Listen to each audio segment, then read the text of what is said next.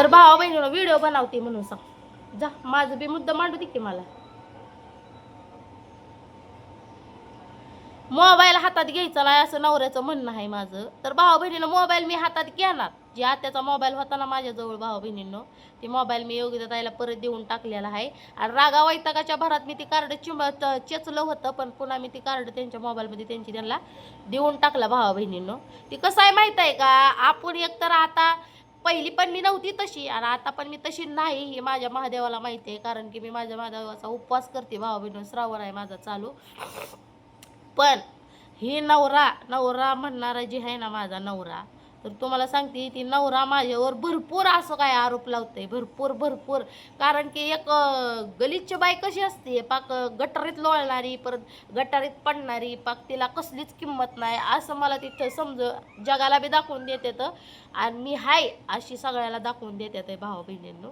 तर मला काय म्हणायचं आहे माहीत आहे का, ही माझ्या घरचा प्रॉब्लेम जी आहे ना, म्हणजे माझा घरचा वादविवाद. आता ए पोरे कुठं, पोरे ओ पोरगा निघाला माग. तर कसं वाटतंय माहित आहे का, जी भाऊ बहीण आहे ते आता कसं असतं भाऊ बहिणीनं, मला पण हे वाटत नाही की गोष्टी सगळ्या जगासमोर आल्या पाहिजे, ते आपल्या घरातलं वाद जग तमाशा केला पाहिजे, मला नाही वाटत. पण कसं आहे माहिती आहे का, पाणी जर डोक्याच्या वरून जर चालला असेल तर ती जगदुनियाला दाखवणं पण गरजेचं आहे भाऊ बहिणीनं. कारण की काही गोष्टी अशा लय घडून गेल्या माझ्या जीवनात, शांत बसून मी कोणाला माझं पुरावं न दाखवता भाऊ बहिणीनं मला सगळं सण करायची वेळ आली. आणि आज जी जगदुनियाच्या पडद्यावर जी माझं नाव लागतंय, माझं जी मला बावळटपणाचा दर्जा मिळतोय भावा बहिणीनं, पण ती सरासर खोटा आहे. आणि जी गोष्ट भावा बहिणीनं मी ह्यांच्यासाठी करते का नाही तर राहून, मी म्हणजे माझं काय चुकतंय तुम्ही मला सांगा, की मी माझी लेकरं धरून घरात राहते, हे माझं चुकतंय का? माझ्या घरी मी कुणाच्या उमऱ्याला जात नाही. ए इकडे मायरा पोरगा येत आहे. मी कोणाच्या उमऱ्याला जात नाही, मी कोणाच्या माझ्या घरी कोणी येत नाही. दिवसभर मी ते पडदा लावलेला असतो, कोणाचा रस्त्यावरचा येणारा जाणारचं थोबाड सुद्धा बघत नाही. मी माझं काम, माझं घर आणि माझी मी ती टी व्ही बघत, माझी मी दिवस रात्र माझे मी घरी असते, चार उमऱ्याच्या आत असते. तर भावा बहिणीनं पण नवऱ्याचं म्हणणं काय आहे की मी घरी राहून चुकीची वागती, म्हणजे वाईट वागती, पण त्याला अजूनपर्यंत त्यावेळी बी पुरावा नव्हता. राहिला प्रश्न मोबाईलवरचा पुरावा होता, तर मोबाईलवरच्या पुराव्यानं काही सिद्ध होत नाही. आय लव्ह यू ही तर सगळं एकमेकाला आज दुनियातील कॉमनच गोष्टी झालेल्या आहेत त्या. पण चला ह्यांच्यासाठी लय महत्त्वाच्या आहेत त्या, तर ह्यांच्यासाठी तसं तर तसं मी तसं माझी चुकलं, त्यावेळेची चूक होती भावा बहिणीनं, मी एक चूक केली होती. पण ती आता मी निस्तरायला आता तयार नाही, कारण की आता तशी मी नाही ना, आता ह्या घडीला आहे का मी तशी. माझ्यापाशी तो मोबाईल होता भावा बहिणीनं, मी केला तर त्यांनाच फोन करत होती मी, माझ्या आईवडिलांना सुद्धा त्या मोबाईलवरनं सारखं फोन करत नव्हते.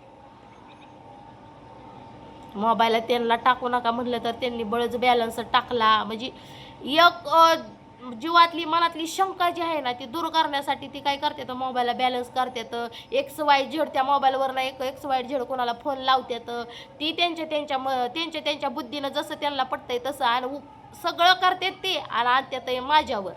कशासाठी माझ्यावर आणतात? आणि राहिला प्रश्न, मी त्यांना बोलती, मी त्यांना भांडती. मी कशासाठी भांडले भावा बहिणीनं मला माहिती, माझ्या भांडणाचं एकच कारण आहे की ती म्हणजे त्यांची दारू. कारण उद्या जर त्यांच्या जीवाला काही कमी जास्त झालं तर भावा बहिणीनं त्यांना आधीच हाय बीपीचा त्रास, आधीच त्यांना काही पण घडित होतंय, त्यांना जर काही कमी जास्त झालं तर त्यांना सगळ्याचा दोषीगार ही मला ठरवणार आहे, तेही मला पुढे दिसतंय. आणि मी आशा करते देवा परमेश्वराला की ह्यांना काय होऊ नाही तसं. आणि कुठली पण बायको जर असली ना भावा बहिणीनं, सगळ्याच्या बायका नवऱ्याच्या लंबी उमर लागावी आपली, त्यांना वय लागावं म्हणून ती ते नवऱ्यासाठी चांगली दुआ करते आणि तिच्या घरच्यांच्या सगळ्यासाठी ती चांगली दुआ करत असते. पण कसं आहे माहिती आहे का, मी माझ्या भावनेनी, मी माझ्या स्वइच्छेने माझ्या देवाला चांगलंच आजपर्यंत त्यांच्यासाठी मागितलेलं आहे. राहिला प्रश्न भांडणात मी जी राग वैताग बोलते ना, ती मनाव ह्यांनी घ्यावं पण नाही. कारण की जेवढा ह्यांच्यासाठी माझं चांगलं विचार आहेत ना, तसं भाऊ बहिणी माझ्यासाठी ह्यांचं चांगलं विचार नाही, तर ही मला कळून चुकलेलं आहे. आणि बार बार ही माझ्याकडनं चूक होती की मी ह्यांच्यासाठी विश्वास ठेवते की माझ्यासाठी आज नाही उद्या चांगलं विचार करतेली, पण माझा नवरा तशातला काय नाही, चांगला विचार माझा करतच नाही. मला आता कन्फर्म झालं, मला कळलं की माझा नवरा माझा कधीच चांगला विचार करणार नाही जीवनात. हे मला कळून चुकलं भावा बहिणीनं. कारण की रोजचं त्यांचं बोलणं, रोजचं दारू पिऊन येणं, जास्त काम कष्ट केलं तरी भावा बहिणीनं सुखाने नाही खाणं, सुखाने खाऊ देणं नाही, ह्या गोष्टीत आपल्याला समजून जाते भाऊ बहिणींनी की आपल्यावर त्या व्यक्तीचा काडी मात्र विश्वास नाही. हे समजून मला चुकलेला आहे भाऊ बहिणींनो.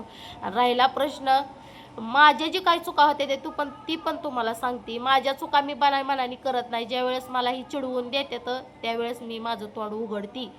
कुठली बी बायको जर असली भाऊ बहिणींनो, आज तुम्हाला सांगते, तुम्हाला चांगलं वागून जर घाण या पद्धतीचा दर्जा मिळत असेल तर भाऊ बहिणी तुम्ही काय करचाल? स्पेशली बहिणींना सांगते मी, तुम्ही बहिणी काय करचाल सांगा? चुकलं माझ्याकडनं, मी मान्य करते माझ्याकडनं चुकलं. मग चुकी झालेल्या त्याला 15 वर्ष झालं, त्याच्यावरती तुम्हाला सांगते त्यांनी मला इथं आणलं, त्याच्या एक मुलगा झाला मला. आणल्यानंतर 2, 2.5, 3 महिन्यांनी ते दारू प्यायला लागलं. त्याचं पण कलंक माझ्यामुळं, पितोय माझ्यामुळे, अमकं झालं तमकं झालं. तर ठीक आहे, मान्य केलं माझ्यामुळं पेताय तुम्ही. मग भावा बहिणीनं त्यांनी त्यांचा परपंचा, बायको त्यांनी जवळ ठेवली, लेकरं जवळ ठेवली. मग ह्याला त्रास कुठल्या गोष्टीचा होतोय? दारू प्यायला. त्यांना लागलेली आहे लत. ती 10-10, 5-5 रुपये असं लोकाला पैसे जर नसलं तर मागत बसते ते दारूसाठी. मग त्यात माझं काही चुकतंय भाऊ बहिणीनं? सांगी, ह्याला लागलेली लत आहे, त्यात माझं काही चुकतच नाही ना.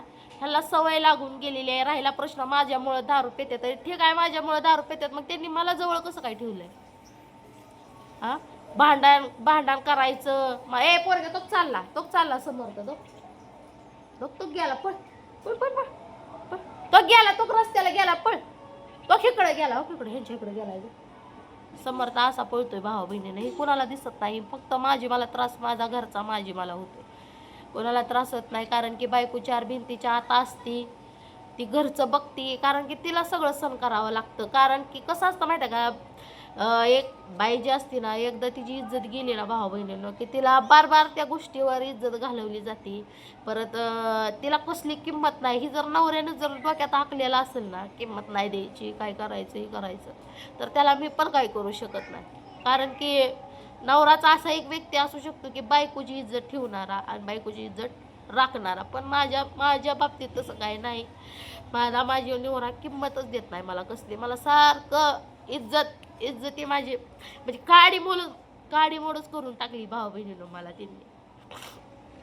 आणि मला या गोष्टी सांगायच्या नाही त्या, पण कसं आहे माहिती का, इथं आल्यानंतर मी व्हिडिओ बनवत नाही, मला याचं सांगू वाटत नाही. पण मला इथं आल्यानंतर मी लाईव्ह घेते, बोलते, आणि इथंच माझं चुकतंय मला असं वाटतंय. कारण की ह्यांच्या बाबतीतलं जगदुनियाला सांगितलं नाही पाहिजे. ह्यांची अशी इच्छा असते, आणि ह्यांनी मला असं बारीक घरात ह्यांनी बोचलं पाहिजे, ह्यांची इच्छा भरपूर अशी असते. पण सगळ्यांचा एकच असतो, ती म्हणजे महादेव. त्याचं श्रावण धरलाय म्हणजे का मी फुकट धरलेला नाही भाऊ बहिणीनं. दिवसभर उपाशी असते मी, संध्याकाळचं तेवढं जेवते. सकाळचं काय असलं थोडंफार तर तुम्हाला सांगते, शेंगदाणं कुठं काय 4 भाजून खायचं.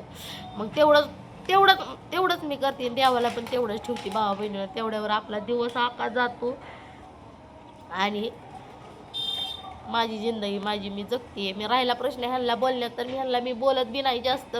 पण ही रोज दारू पिऊन येतात, रोज दारू पिऊन यायचं, माझी इज्जत खायची, देव अंगात आहे असं नाटकं करायची, शाप ही रोज मला देतात. एक दिवसाचं नाही, रोज मला देतात आहे. कारण की ना, इथं ह्या डोक्याला सहन होत नाही भावा बहिणींनी. मी काय करू? माझी जीभ कापून टाकू का मी? कारण की माझं तोंड राहत नाही मला वाईट बोलल्यावर भावा बहिणी. जी गोष्ट मी करत नाही ना, ती गोष्टी मला बोललं ना, माझं तोंड राहत नाही.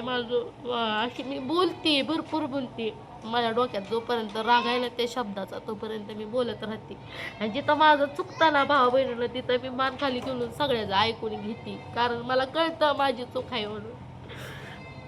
पण चला भावा बहिणीनं, जास्त काय नाही बोलत बसणार. कारण की समाज, ही दुनिया, नवरा झालं तर शेवट बायला चुकीचं ठरवतो, हे मला माहिती आहे चांगल्या पद्धतीनं.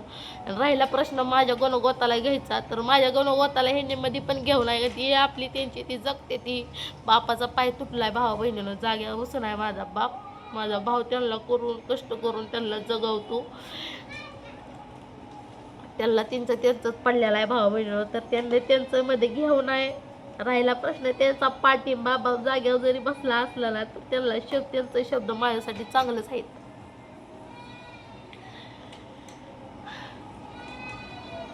मला डोकं चालत नाही माझं, मी काय करू नेमकं? मला ह्यांच्या पुढं डोकं चालत नाही. एवढा विचार डोक्यात येतो की मी एवढं चांगलं राहून चांगलं वागून मला ह्यांच्यापासून काय मिळतंय.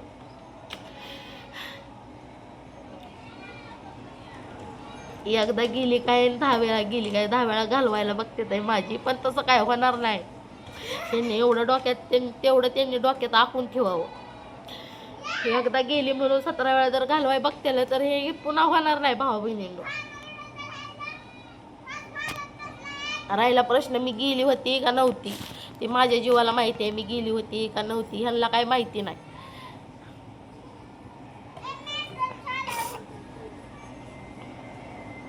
ह्यांना तसं जरी वाटत असलं ना तर त्यांनी पुरावं दाखवावं आणि धरून दाखवावं जाग्यावर की इथं तू चुकली रे, इथं तू अशी आहे म्हणून. पण तसं काय नसलं तर तोंडाच्या वापा घालवू नका ना. बोलून तुमचं काय सिद्ध होणार आहे सांगा. स्पेशल नवऱ्याचं सांगते भावा बहिणीनं, नवरा जर चांगला असेल जगदुनियात तर सगळं चांगलं असतंय भावा बहिणीनं. नवरा जर आपला नसेल तर भावा बहिणीनं जगात कोणच चांगलं नाही. ही खरी गोष्ट आहे 101%. नवरा फक्त त्याच्या हौसपुरता असतो हे मला आता कळायला लागले भावा बहिणीनं. लय मी होडमध्ये दिवस माझं घालवलं, मी लय आडाणी ह्यांच्यासाठी, ह्यांच्यापाशी लय आडाणी राहिली. हौसपुरता नवरा असतो हे मला माहिती झालं भावा बहिणीनं.